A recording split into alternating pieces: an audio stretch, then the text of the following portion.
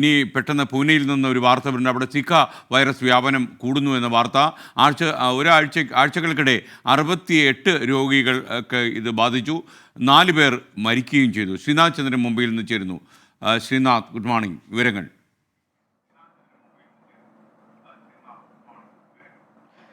Very good morning. June മാസം 20-ാം തീയതിയാണ് ആദ്യമായി പൂനെയിൽ ഈ വർഷം ഒരു സിക്ക വൈറസ് കേസ് സ്ഥിരീകരിക്കുന്നത്. അന്നൊരു 46-കാരന് രോഗം സ്ഥിരീകരിച്ചു.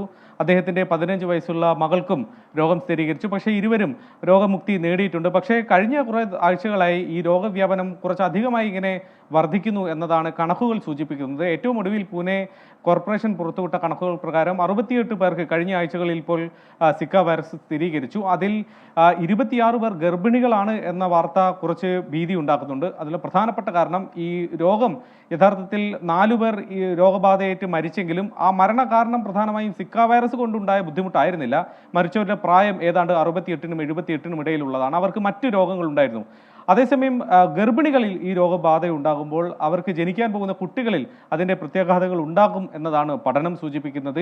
26 പേർക്ക് ഗർഭിണികളിൽ ഇതിനോടകം രോഗവ്യാപനം ഉണ്ടായി എന്നുള്ളത് വലിയ ഭീതി ആ തരത്തിൽ ഉണ്ടാക്കുന്നുണ്ട്. അതിനപ്പുറത്തേക്ക് രോഗബാധയുണ്ടായ ആളുകളൊക്കെ തന്നെ വളരെ വേഗത്തിൽ രോഗമുക്തി നേടുന്നുണ്ടെന്നും കാര്യമായ ഗുരുതരമായ ആരോഗ്യ പ്രശ്നങ്ങൾ നേരത്തെ സൂചിപ്പിച്ച പോലെ പ്രായമായ ആളുകൾ അല്ലെങ്കിൽ കാര്യമായ പ്രശ്നങ്ങളൊന്നും തന്നെ ഉണ്ടാക്കുന്നില്ല എന്നത് ഒരു ആത്മവിശ്വാസം നൽകുന്നുമുണ്ട്. ഏതായാലും രോഗത്തെ തടയാൻ വേണ്ടി കൊതുക് പരത്തുന്ന രോഗം ഇത്തരത്തിൽ കൊതുക് കടി ഏൽക്കുന്നത് ഒഴിവാക്കാനുള്ള ശുചീകരണ പ്രവർത്തനങ്ങൾ അടക്കമുള്ളത് കോർപ്പറേഷൻ ഇപ്പോൾ നടത്തുന്നുമുണ്ട്. SKN.